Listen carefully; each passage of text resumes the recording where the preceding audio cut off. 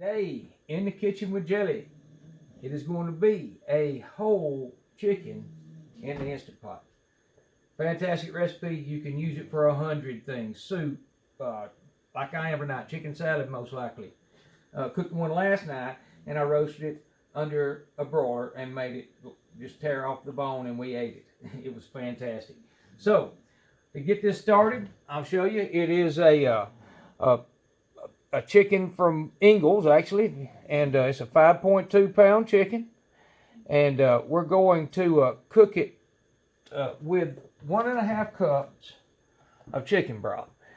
Now the thing is, I'm going to make chicken broth after this also, so but I am adding that, and I'm also going to use this right here, and man, I love this stuff, and you will too if you try it, or if you've ever tried it, you already know.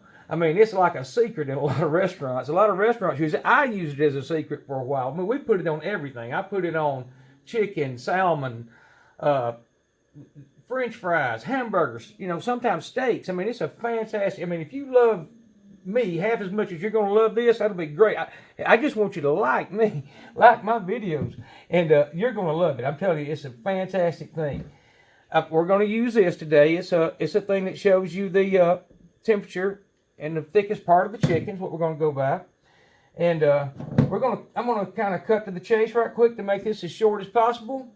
And I'm going to get that chicken into this Instant Pot. I'm going to get it out of here, get the giblets out. I'll show you that part also when I get to that. And we're going to get it in here and get it started. So I'm going to get some of that done, and I'll be right back. Okay, this is something that's really important, and I'm sure you know, and most of you do, but I want to show you something. I just cooked one of these last night. This is the giblets, and they always put them in here. You have to know they're there to get them out, or you'll ruin, your meal, or your cooking, your chicken. This one had two. I cooked one of these identical chickens last night. Same wrapper, same everything. It was 5.21 pounds. This one's 5.2, so it's not the weight, but it only had one bag. So what I'm getting at is always check. Make sure there's nothing else in there, and I'll throw this in. With a turkey, they hide stuff under here sometimes, and if you don't know it's there, you won't see it till it's too late. Anyhow, what we're going to do is my favorite chicken seasoning, which I will say I do use one other. In fact, let's go to that right quick. This right here. Sometimes, if you want it spicy, this, and I always say this wrong, people get on to it. I say tonica cherries, but I think I don't know. You pronounce it how you want to.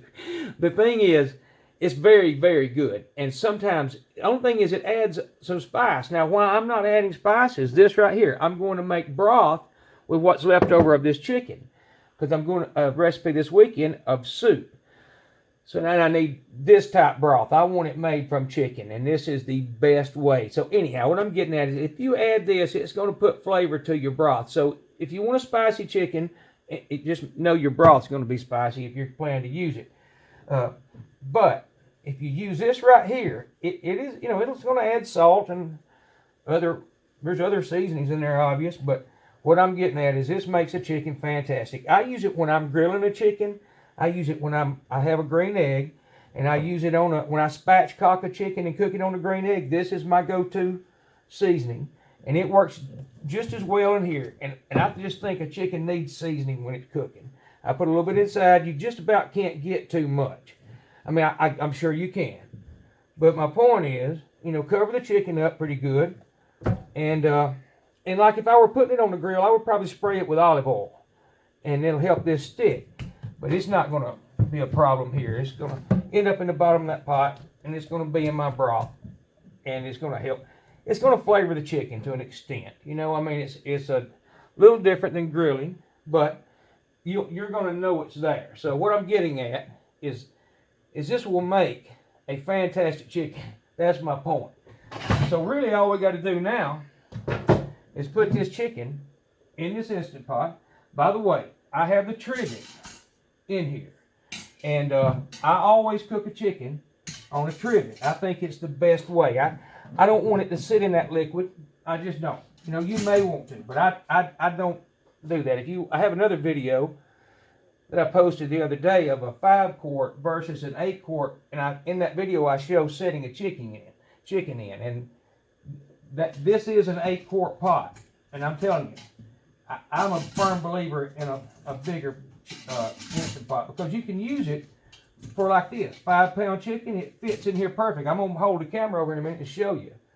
But long story short, it is I think the 8-quart, I'm sorry, is my go-to for sure size. I recommend that size. Not that there's anything wrong with the 5-quart, and I say that in that video.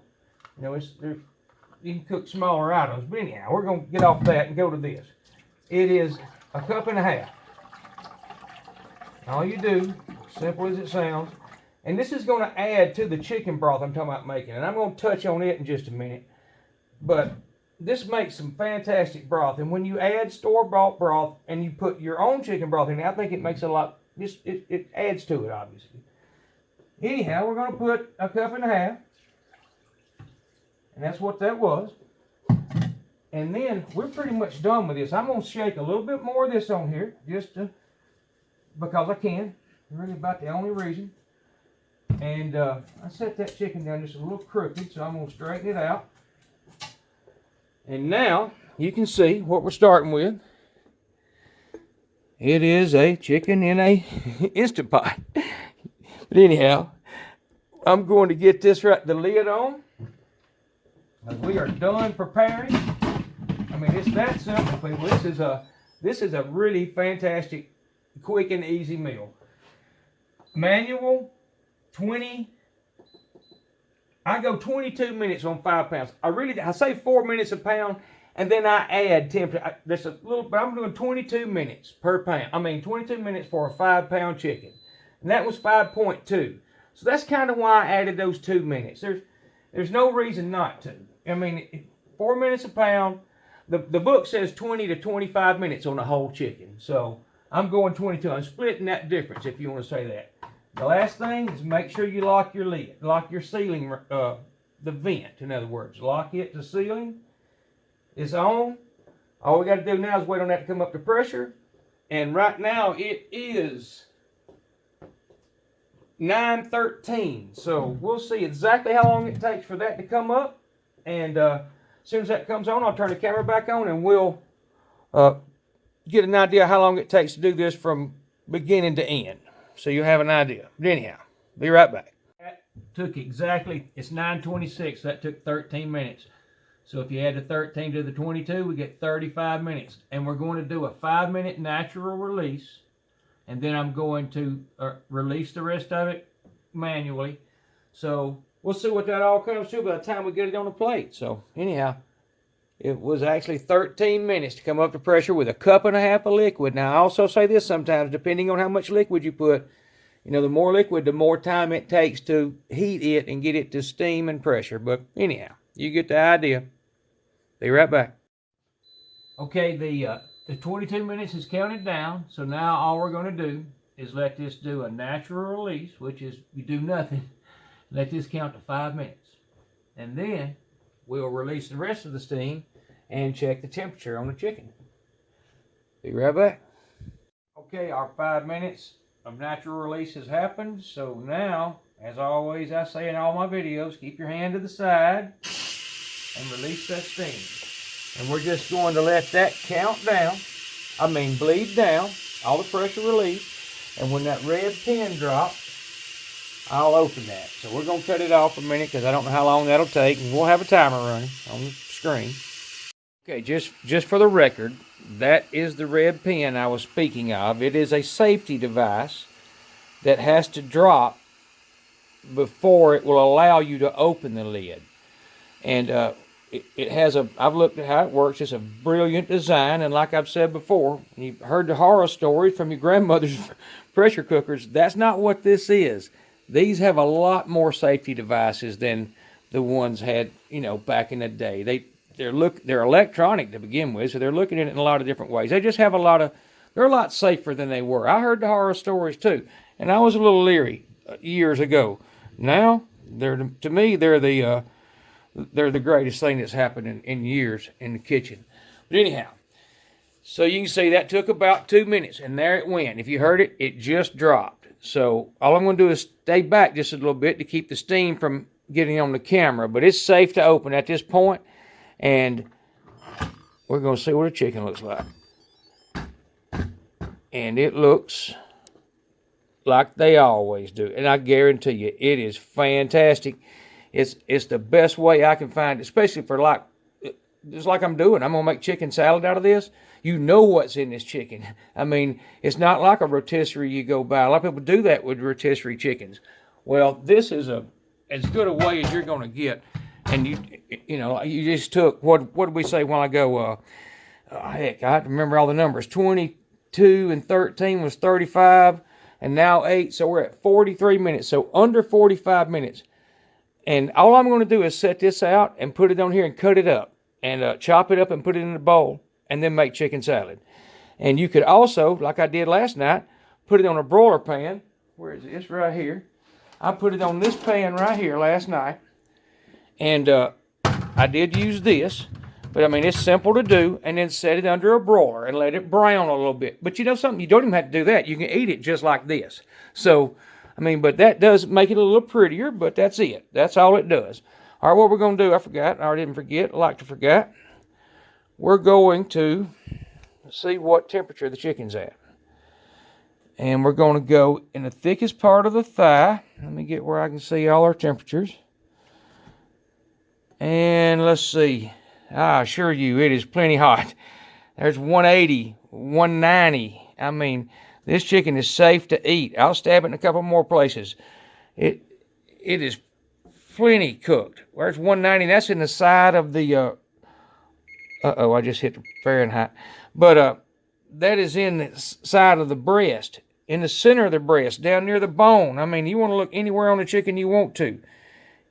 And then if you ease it back to the center of the breast, away from the bone, it's still, I mean, 22 minutes for a 5-pound chicken, in my opinion, is every bit of plenty, especially for what I'm doing tonight, which is, again, the chicken salad sandwiches, what I'm going to end up making out of this for the weekend or next few days. And I ain't gonna lie, if you really want to make one of those, it's fantastic. Make chicken salad out of that and put it under a panini press. It is awesome. So I'm going to pull the chicken out. I'm going to move this because I'm not browning it tonight. And I'll show you one more thing in the bottom. But I mean, you pretty much seen it all. I just want you to see what I mean by the broth that this thing makes. I mean, it's almost worth cooking chickens just to make broth. And tonight, when I get done with that, I'm going to put the jar I showed you a while ago and this broth right here. I'm going to add the jar from last night, and then I'm going to put the chicken carcass back in there, what's left of the chicken carcass, and I'm going to cook it in here and make my broth. And you can see that's a good bit right there. And in fact, this is how much came last night. Right at a cup and a half. You know, I mean, it cooks away some of it, I guess, because I started with a cup and a half last night also. And with the chicken broth that came from the chicken, it's still, I could go on and on. There's another thing you can do here. If you're health crazy and fanatic, you can put these in the refrigerator like I have, and all the fat comes to the top and solidifies. So you can take it off. And I mean, you can remove the fat. I don't usually. It's according to what I'm doing with it. Anyhow, you see this chicken. I mean, the skin peeled back right here. But I mean, it is a perfectly cooked chicken. It's fantastic. You can put, again, under the broiler, brown it, crisp it. This is a fantastic way to cook a chicken. I can't say it enough. And one more thing, and I'll hush. I'm going to shut this video down. Because you don't need to see me cut chicken off of a bone. You understand that. I may make a video one day on my broth, but it's not much more than what I just said. The only reason we didn't use the chicken bones from last night, because we got to talk and I let it sit out. Not long, but longer than I was comfortable with. So I threw those bones away. I regretted it. I wish I'd paid more attention. But tonight, I guarantee you, that one's going to get kept. This right here, now it's time to add, as you're tearing it off the bone, if you were eating it like we did last night, you just shake some of this on if you want more. It's fantastic. Now if you want heat, add this. This is what my kids do. They love this stuff. And they shake it on their chicken all the time. It's fantastic. Again, I'm going to hush. I'm fixing to get to cutting my chicken up. And just like I said, fantastic, can't beat it. I'm talking about under an hour from fridge to fork. That's what I call it. From the refrigerator to your fork is under an hour on a fantastic tasting chicken. But anyhow, in the kitchen with Jelly. Y'all come back to see me. Like and subscribe if you don't mind. And as always, y'all have a good night. Come back to see me in the kitchen with Jelly.